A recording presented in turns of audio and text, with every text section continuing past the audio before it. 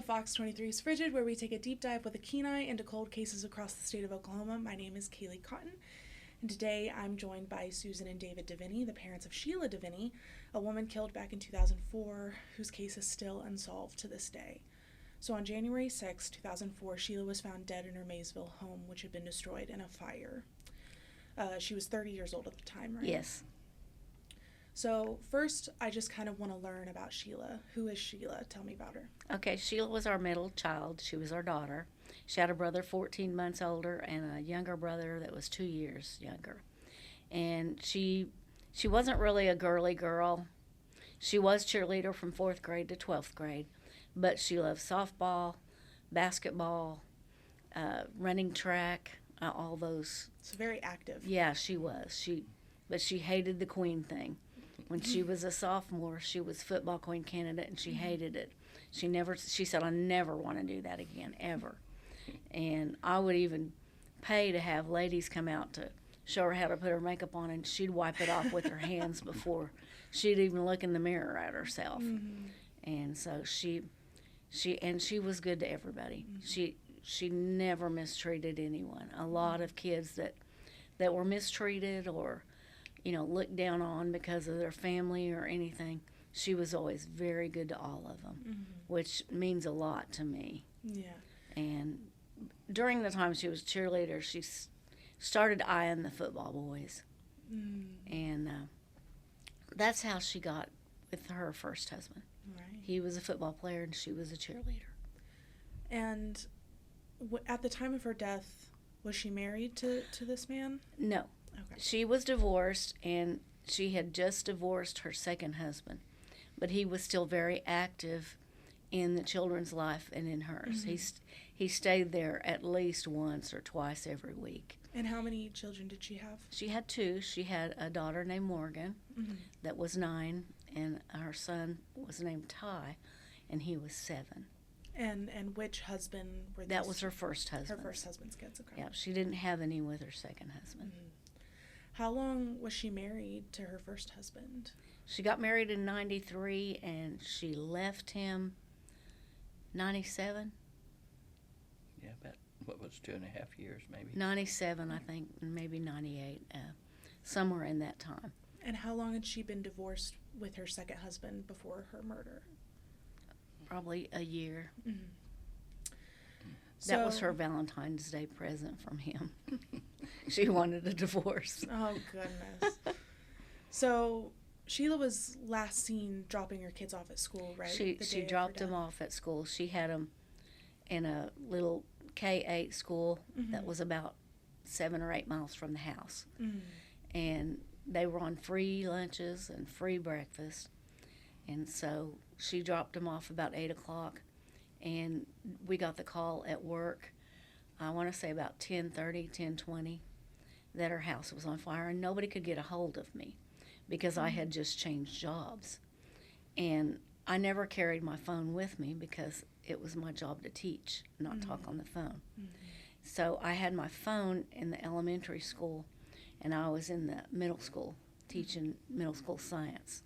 I had 2 sections.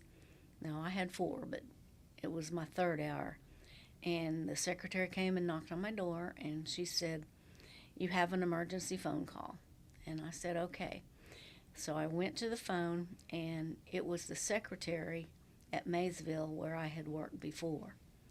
And she knew how to get a hold of Sheila because Sheila subbed. That mm-hmm. was how she made her money while she was going to school. Mm-hmm. And she called, and she said, "Where's Sheila?" And I said, "At home, I guess." And she said, "Well, I've called both of her numbers, and I can't reach her." Mm. And so she said, "I think her house is on fire." And so I hung up, and I told the high school secretary that I had to leave. Then I went to the elementary secretary and told her. My principal was out in the computer lab, and then I told my cooperating teacher that I worked with. Mm-hmm. And I left. It's a blur because my students said, because I was driving a Mustang GT, they said I squealed out all the way down the block. But I don't know that I did. I do not remember. Do you remember how you felt in that moment? I was scared, and I got to the four-way stop, and I called the school where the children were and made sure that they were there and they were safe. And they were. Then I started on my road home, and I called Dave. And I said, Dave, Sheila's house is on fire, and we can't find her. And I heard a cuss word, and I was like, okay, Davey, I know that's not your dad. I need to talk to your dad. So I had told her brother. But I knew when he said the cuss word, because Dave doesn't cuss. Our son does, yeah.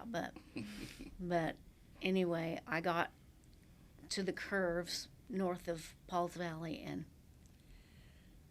I didn't feel like I could make it.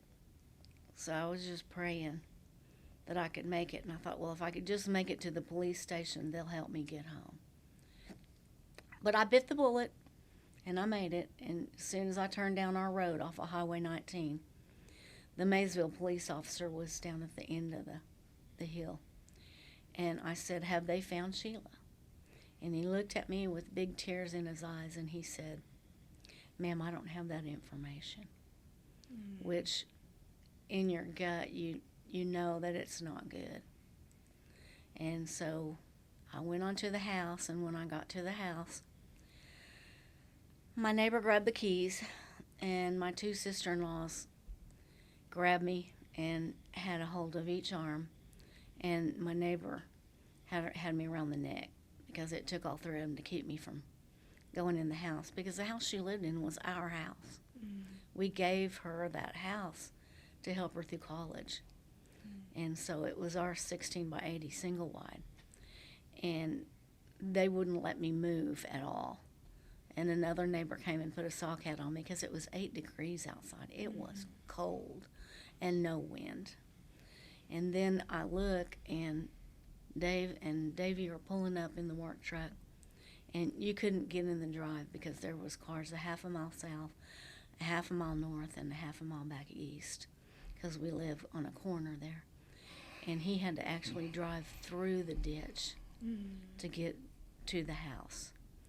And when he got there, we were trying to call everybody and let them know that something was wrong. But there was people everywhere. And when Dave and Davey got out, the fire chief and the assistant fire chief were in the house, and both of them were running from window to window, to door, trying to get in and hollering for Sheila. And they wouldn't let them in because it was tough. The firemen, some of them still cry today over how bad her body was burnt. And I said, the chief says, I can keep one of them out, but I can't keep both of them. And by that time, Dave had gotten in the back door. And he liked one step of stepping on her burnt body. And the refrigerator was on fire. And it was all I could do to stand and watch them, because they were hurting really, really bad. And then finally, Mike grabbed Dave and pulled him out the back door. And he said, you don't need to go in there. And we wanted to, but they wouldn't let us. Which, we have friends that their son died in a car wreck and he was burnt. And they told us that was a good call, because that was what they had trouble with, because they couldn't forget that sight.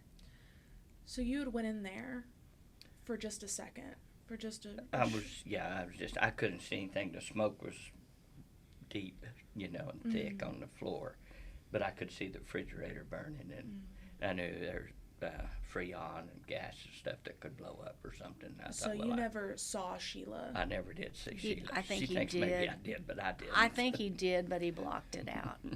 Because he lost it when we went to the house after they found her body. They had to come and get me because he was in the bathroom and he didn't know who he was or where he was. Seeing how destroyed the house was, how did that feel?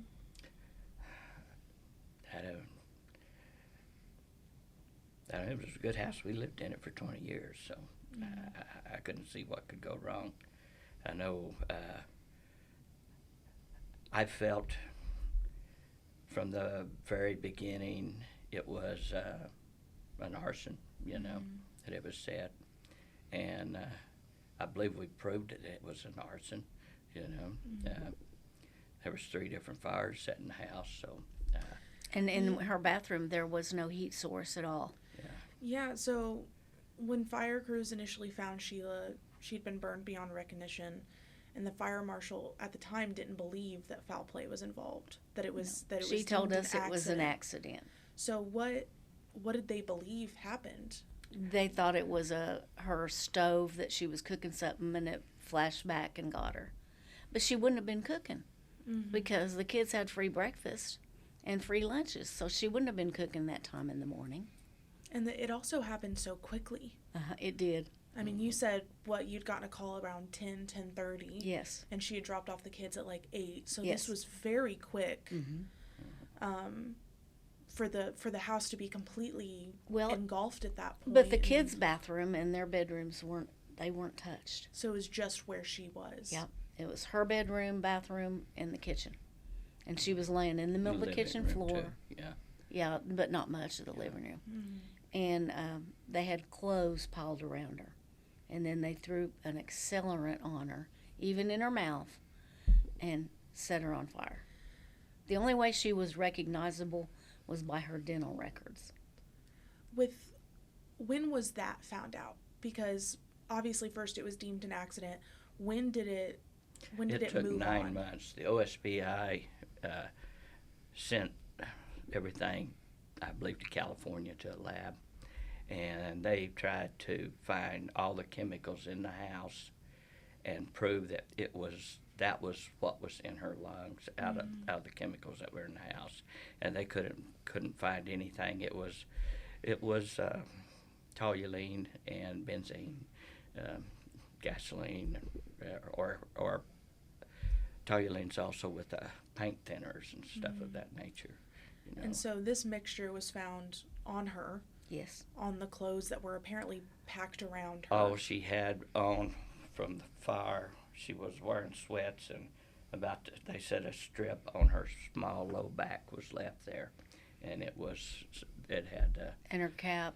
Yeah, and her bloodstream. It was in her bloodstream as well. It burned her left leg from the knee down. Yeah. And I think that was because she probably fought. And they had found that same mixture around the house, right? Yes. I don't know about the fires on where they checked the fires, because the fire marshal didn't do any of that. She brushed down stuff to check for a meth lab. She said if you get South Interstate 40 and there's a mobile home and there's a fire, it's always a meth lab. So she was even suspecting that Sheila was like living in a meth lab. Yeah. Yeah. Mm-hmm. She had less than $10 in her checking account at that time. The only way they tested for accelerants, she poured water on the floor to see if it would rainbow out. And I taught science, and I thought, there's no way the water would have froze that as cold as it was. Oh. Was there any reason to believe Sheila would have been involved in drugs or something like that? Her first ex-husband was. Okay. His dad went to prison in the 80s because they lived in the old schoolhouse, the old story schoolhouse, and they sold drugs out of the house. And his mom turned state's evidence to keep the boys out from going to prison. So they were trying to connect dots that weren't there at the time. The fire marshal, she smoked outside, and Tyson and his brother were there, and they would light her cigarettes, and all they did was say how awful Sheila was. And see, she had... On scene. Yeah. And Sheila had just graduated from Murray State and made the honor roll. She had 1 B. The rest were A's. Somebody that's messed up is not going to do that well in school. Right. So you're saying that the fire marshal might have been connected to Sheila's ex-husband's family. Yep. Yeah, she was driving a Lindsay Ford. Her first ex-husband, Yep. just to clarify. Yeah, Okay. she was driving a Lindsay Ford pickup when they had the dealer over there. That's 10 miles west of the house. And her second ex-husband, I deep down I feel like he had some part in it, but I don't know. You know, because he loved the kids. He had raised them. Right. Because went a whole year without seeing them when he lived in Georgia. But current wife, her second ex-husband was killed in a car wreck in the spring of 2003. So they were drawing Social Security death benefits on her daughter from her second ex-husband. Then they came back and they moved to Lindsay in August. Didn't tell anybody, just showed up. And then she was supposed to go to court on January the 5th, and they continued it. And the next day she was found dead in her house.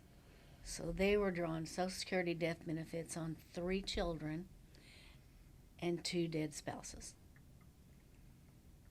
And he owed her probably $20,000 or $30,000 in back child support, but his attorney kept filing continuances and continuances. She was supposed to get $800 and something a month, but by killing her, they drew that per child per month from January till they were either grown and out of the house or graduated from school. And I tallied it up just because her daughter ran away 2 or 3 times and came and lived with us.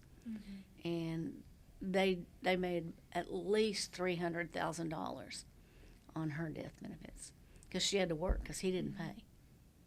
$300 was all he paid, and he was always behind on that. Always.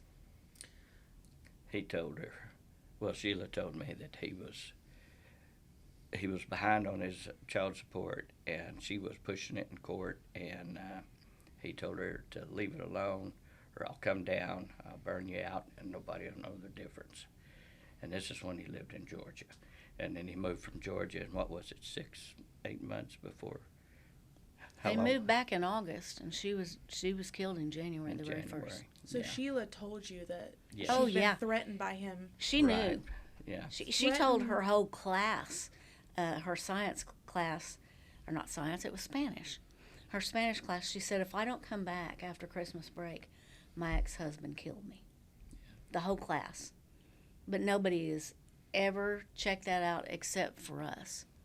That was in Murray State. She told you she was threatened in the same way that she died. Yep. We were told that that was hearsay. It wouldn't go nowhere in court. Yeah. And that even if he admitted it, that they would still prosecute it as an accident because that's what the first fire marshal said. The medical examiner, after he examined her and everything, he come to our house. John Miller was great. Which we were right there close in our home, and he walked down there, and he said that it looked to him like foul play, but he said, I don't think she's going to rule it that way.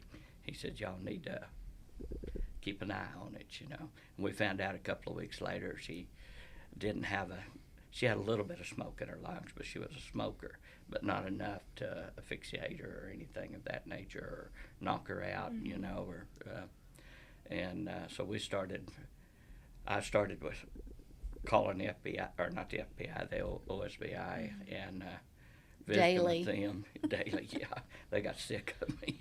But anyway, it never did go anywhere. So they told me back then, that's been 21 years ago, that as far as they didn't care, which we do have it listed as a homicide and arson, but they didn't care what the state of Oklahoma listed it as far as the OSBI agent was concerned. He would investigate it as an accidental house fire, and that perhaps he said when I retire, another agent takes it, you might get somewheres with it. But he said he knew the fire marshal, and he said she wrote it up as an accidental house fire to begin with, and he said that's as far as I'm going with it. They had worked for Norman for the police department together. Yeah. They were good friends. Who specifically? The fire marshal and OSBI agent. Yeah. And her husband too. He works there. They were there. How do you rule it as an accident or keep pushing that it's an accidental fire when there's so much that, like, there's so many things to question, like the clothes around her and Tell the story about the propane. Yeah, well, it was a couple of days. Well, I think it was. She told us that it was all deemed. It was you couldn't use it in court. It was contaminated evidence. She said, that's what she told us. Yeah, because she walked me through the house and tried to explain how it could have backlashed a backfire, what do you call it, backflash, I think, and knocked her backwards and killed her. But 2 days after the fire, the propane inspector come to the house and was inspected the propane tank and was looking for the fires. stove, the heater in the house, and asked him, and he told what he thought about it, and he said he couldn't tell me anything. I could write to his superiors, maybe they would, and I said, well, I just wondered because we were told it was an accidental house fire, and he just stopped it, and he said, come with me, and he walked me through the house and showed me where 3 different fires were set in the house, and he said this was no accident. And so, I mean, from the get-go, we were suspicious of it, you know. So, yeah. But everybody, all the neighbors and everybody that was around us kept telling us, you need to get it out of here. You need to tear it down and get it out of here. Not one person asked us to leave it. And we had friends that were in the police force and stuff, but nobody told us we better leave it there. And we were in shock. I was in shock. The first year I was totally in shock. The second year I cried all the time. Mm-hmm. And now from the third year on, I'm just angry. Right. Real angry. And I'm tired. I'm tired because I'd like for it to be resolution. There's never closure. When someone dies, that's it. They're gone. They're never coming back. And my mom lost a child, and she had addiction problems, and I did not want to be like my mother. My grandmother on my dad's side lost 2 children, a son and a daughter. And then my aunt, my mom's sister, lost a child. So I was willing to reach out to them to find out how they survived it and still kept their family intact and everything. Mm-hmm. And that's what gave me the strength. And when I came back to work after everything was calmed down, I went in, and my students all, they wanted to talk to me. And I told them, I said, I don't know what you did last week because I wasn't here, and I don't know what we're going to do next week because I don't know. Mm-hmm. I said, and you can turn me into the state and you can have my education credentials. I said, but I'm going to tell you this. It's only by the grace of God that I can still stand here today. Mm-hmm. And these are 8th graders, and they were crying the counselor had to come. And then I told the next class the same thing. And we had a little old man that was, I think it was Russian or German. He was a foreign language. And as I was leaving to go back to the elementary to teach the younger students, he grabbed me at the door, put his arms around me and kissed me on the cheek, and he said, thank you. Mm-hmm. He said that was quite a testimony, and it touched their hearts. Mm-hmm. But I didn't care at the time, because I didn't care. Mm-hmm. I knew that's the only reason. And when someone dies, especially your child, even your parents, all your relatives, part of you dies with them. He's always been hot-blooded, and after she died, he couldn't get warm enough. Mm. Right? And then when we were there, I went and told the ambulance, I said, you might as well go. You can't help her. And I don't know why I was strong. Dad taught us to be tough. We had he had 3 girls and 1 boy, and we were before the boy, so we had to be tough. So I told the ambulance to leave, and I went in and started making phone calls. And while I was making phone calls, our neighbor said, Susan, you need to go check on Dave. And I said, okay. So I went in the bathroom, and he didn't know who he was or where he was. And he said, I don't know how we're going to fix this. And I said, I don't know. I don't know what we're going to do. I said, but for some reason I'm strong right now, and you're not. But I said, I will go down. And I said, you're going to have to help me during that time. And so we shook on it and sealed it with a kiss. And that's how we make it, because we're both not, thank goodness, we're both not on the downslide at the same time, or the other, because you gotta help carry one another. We do, and it took 6 months, and we had some friends and family that came down to the lake, and while we were sitting around, we were talking. We were playing poker with matchsticks, and the ranger did catch us, but it was matchsticks. It wasn't money. So the money was in the camper. And the kids heard us laugh for the first time, and it made them feel good. Yeah, to hear us laugh. Because when anything like this happens, when a family goes through tragedy, I mean, you heal up to a certain point. You'll never be fully the same. No. Because, like you said, a piece of you is missing. It's gone. A piece of that puzzle, is gone. And so, but to hear you laughing and experiencing joy again, it made them probably feel like they can too. And it helped them heal as well. I'm curious, when you said it took 9 months. It took 9 months to get the results back, and it come back that it was the benzene and toluene. And so what agencies took the case at that point? The OSBI and the fire marshal come, and they've got a hold of us first. No, we went to them.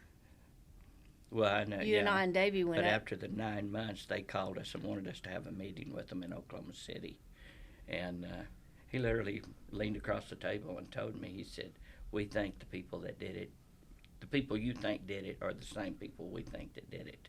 It's just going to be a hard time proving it. And these were the same people before that were adamant it was an accident? Yes. Did you ever get an apology? Oh, no. Oh, no. He told me it was after, he told me after that he still wasn't going to treat it as a homicide. He said. And he said if we had a more prominent name or a lot more money, it would be solved. I just wondered, was he wanting a bribe? What was that about? That's what he told us, and I felt like he was treating me like I lost my puppy dog or something, because I'm not going to get another daughter. There was a lot that was not done properly at the scene, and yeah, because I'm sure the scene of an accidental fire is treated differently than a homicide scene. Yeah. She asked us if Sheila would have ever washed her clothes in gasoline. And that's a dead giveaway that they found gas on her. Does anybody do that? She said anybody south of Interstate 40, who knows what they're going to do. She did. This was our fire marshal told us that. So, and she said, any mobile home was a meth lab if it burned. She said anytime you found a mobile home south of Interstate 40, it was a meth lab. How did you not blow up? Yes, we did. I couldn't talk to him for a year. He wouldn't take my call. I mean, I would be so angry. But there's another reason for that. Well, but we're not going to do that.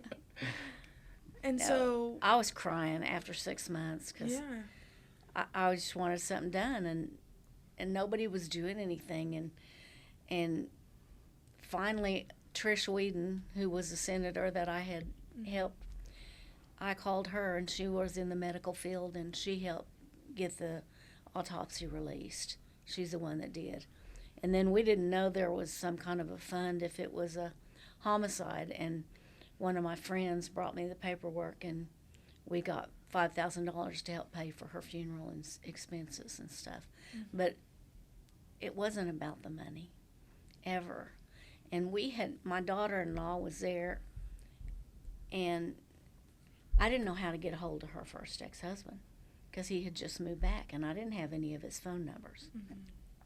But I did know where he worked. So my daughter-in-law called his place of employment and asked if he was there. And they said no, he had left early that morning with his brother. The day of her death? And so we hung up and said, tell him to call. Well, he called back, and she answered the phone again. And you could hear him yelling with the phone out, "You had no business calling my work and trying to talk to me."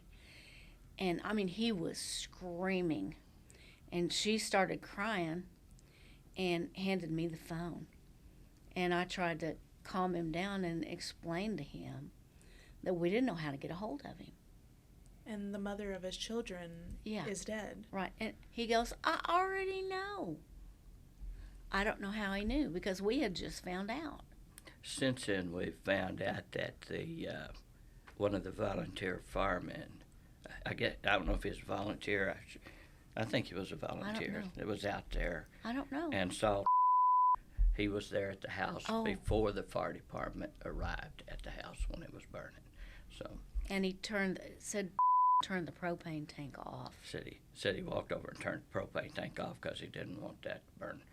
He's worried about his kids, but I think he already knew they were in school. He did, but my nephew and his wife had never met Sheila, came to the funeral and told them that he went out there before the fire department to make sure the kids weren't there. So that's 3 people that he told. And during that, we petitioned a grand jury because nothing was getting done. How did he know about the fire before the crews did? We don't know. Because wasn't it There's a neighbor? only one way. Wasn't it a neighbor that called 911? It was 2 of the neighbors, yes. Yeah. I'm like, did they call you first? I think to him, probably called they called the fire department first, and then I was the next one called. So if they didn't call him first, how did he know what was happening? Well, they asked during the grand jury, because we petitioned a grand jury because we were tired of nobody doing anything. And so we petitioned a grand jury, and when they asked the secretaries if he was at work, their answer was, his time card said he was. You fill out your own card there. Yeah, so you write anything you want there. And so they didn't answer the question. And then our other neighbor, they asked him, did you see a strange brown Chevrolet truck or anything going down that road? And this was his answer. Why, if I saw a pink, purple dotted school bus going down the road, I wouldn't think anything about it. So he never answered it either. It's like everybody, but they wanted our land because they own all the land around us, and we've got a little bitty 2.5 acre spot that is our home. We've lived there since the 70s, and we moved there because a lady that was my children's teacher in kindergarten encouraged me to go back to college and help me get my college degree. We like to say it's where the car broke down. Yeah. But she helped me, and I wanted to be there. And she lived to be 95, so I took care of her for quite a while. We would like to see somehow of getting this out of Garvin County into court again. We've already went to a grand jury. They suggested that there be more investigation, and as far as we know, there's not been anything. It never happened. No, it's done nothing. We've had people get back and forth with us every now and then and talk to us about it, but nothing's ever done.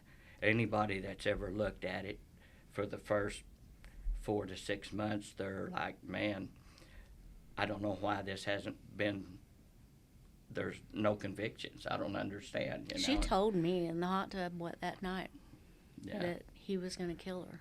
Yeah. And it's like they run up against a roadblock. I don't know. After that, it's like they don't want anything to do with it. We started watching all those old crime stories, which we don't watch now, but we just got to talking, and we decided that if they weren't going to do it, we would do what we could. So we spent $150,000, and we gathered up stuff. And the OSBI agent has it now, just thinking maybe they would find something. But if we could get it out of Garvin County, because the the foreman of the grand jury was his neighbor and an athlete that he played against. Small town, small county. Yeah. Everybody knows everybody. Yes. And a lot of the people that were on the grand jury thought that hung the moon. Because, I mean, he's likable. He's a big guy, big football player, and he had a wonderful personality. Once they were forced to acknowledge that this was a homicide, He told us we couldn't see the kids anymore. How have you seen them? Oh, since? yeah. Okay. Oh, I know my daughter, and I know my daughter's children. And I used to drive around the neighborhood where they lived, and my granddaughter would be riding her bike, and she'd say, "What are you doing, Grandma?" And I was like, "I was just driving around." She goes, "You want to go get a Coke?" I was like, "Sure." And so we would go spend some time together, and then she'd say, "Okay, I got to go. I got to check back in." And she would do that. And then when it was the end of the school year, and they had their little play day track meet, we went. And we were escorted off of the school by the Lindsay police because had written a letter that said we weren't allowed to see them. And it was not court ordered.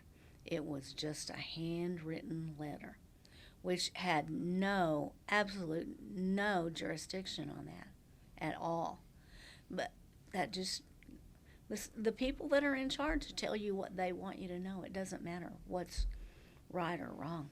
It's what they want you to know and believe. Once they were forced to acknowledge that this was seemingly a homicide, did they have persons of interest? Yes. 3. How were they connected to Sheila? They had her first ex-husband, his brother, and his wife. So it was pretty... Yes. And I believe around them. His wife's best friend, who was what do you call it? I'm not going there. He worked in a strip club, and she was their whatever mom that kept the girls out of trouble and stuff. Oh, okay. And she was visiting at the time. And I know that Sheila was tough and she could fight, but that lady was over 6 foot tall. Oh, wow. Large person. And she was there throughout the funeral and everything. Now, her second ex-husband, he cried all the time. And he would come down to see the kids, and they weren't real good. He still contacts us. Yeah, he still does. Yeah. But they weren't real good with their writing skills because they were so young. He actually bought them tape recorders so that they could tell stories about their mom and then play them back, which I should have brought. I had a CD that her daughter made, and I should have brought that for you because you would have enjoyed listening to it. Was he allowed to see the kids after Sheila died? The first husband or second? The second, who you said essentially raised them? I don't know if he. I think he contacted them a few times, he but did, I don't know if he saw they went them. to her band or Ty's band concert. Yeah. But he also kind of lost that relationship with them once Sheila was... Yeah, but he still keeps up with them on Facebook and stuff. Yeah. And they're both grown, the kids are. And they've got their own children now. And we get to see them on occasion, so everything's pretty good there. On the holidays. Yeah. Good. And they talk about old things that we used to do that they remember. Now, is everybody that was a person of interest, are they all still alive? Yes. Okay. Yeah. Do you believe that the people that were labeled as a person of interest are the ones responsible? Most definitely. because they had the most to gain from it. And if they had already been through the death of another spouse, and then they wanted to deny us from seeing our babies, you'd think they would have had a little more sympathy for us instead of just knowing they experienced that same pain. Yeah, and he told the kids, "Oh, I'm not keeping you from seeing them. They just don't want to come." And we would call and call and call, and that's sad. And it was they never missed school because they didn't like staying there with their stepmom. I'd like to see accountability is what I'd like to see. Right. I don't think that dropping the ball is a good excuse for something of this nature. It's not going to go nowhere with us. We'll never see justice for Sheila. Somebody dropped the ball like that. I still have people praying that we will before we die. They're not praying for it to be solved. They're praying for it to happen before we're gone. Yeah. If the person or people responsible were watching or listening to this right now, whether it's the person of interest or it's somebody else, what would you say? I'll tell you what they'd say. It was an accident. They know it was an accident, but they have so much money they paid the state to change it to a homicide. We live in a double wide on 2.5 acres.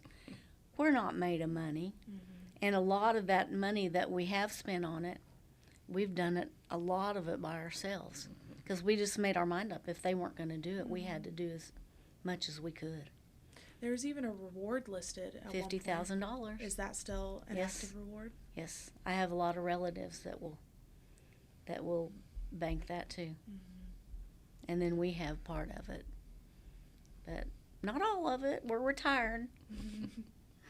But you would do anything you could to help the cause. Most definitely. But we, from some of the people that do know, that were at their house when they were watching the OU football championship, he heard them playing the whole thing, and he's come forward and told us, but they won't do anything about it.